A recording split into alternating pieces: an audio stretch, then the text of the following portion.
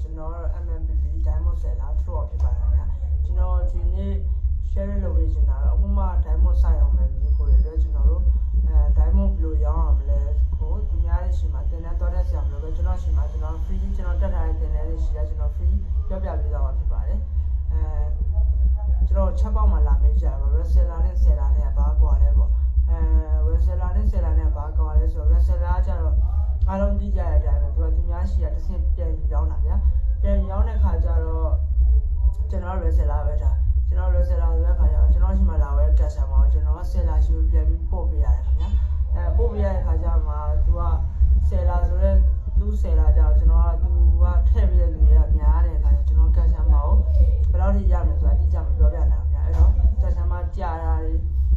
အဆင်မပြေတာတွေဖြစ်လာတယ်ပေါ့အဲ့ခါကျတော့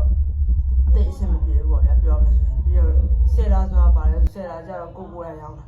ကိုယ်ရောင်းတဲ့အခါကျတော့ကိုယ်ပေါ်မူတည်ပြီးတော့ customer ကိုသူဘယ်လိုထိန်းသိမ်းရမလဲဆိုတာကိုကျွန်တော်ကအဆင်ပြေဘယ်လိုထိန်းသိမ်းရမလဲဆိုတာကိုကောင်းကောင်းသိရပါတော့ဆယ်လာဆိုတဲ့ခါကိုဒီဝင်းလေးဘက်တစ်ပတ်ထည့်မယ်ဆိုရင်အချိန်ဘယ်လောက်ကြာမလဲတိုင်းဘယ်လောက်ထည့်မယ်ဆိုရင်အချိန်ဘယ်လောက်ကြာမလဲဆိုတာကိုကောင်းကောင်းမသိနိုင်တယ်ပေါ့ဗျာအခုခေတ်တင်တန်းမှာတင်တန်းတော့တက်မယ်ဆိုရင်အနည်းဆုံး2000ဝက်3000လောက်ကတော့အောက်ထစ်ပေးရမှာသူတို့ရှိရရတဲ့ reset ကတိတ်ပြီးတော့ကျင်းနှံ့မှုမရှိဘူးလို့ကျွန်တော်ထင်တယ်ပေါ့ဗျာကျွန်တော်သူတို့ရှိမှတင်တန်းတော့အပ်ပြီးတော့တင်တန်းတက်ပြီးရပေါ့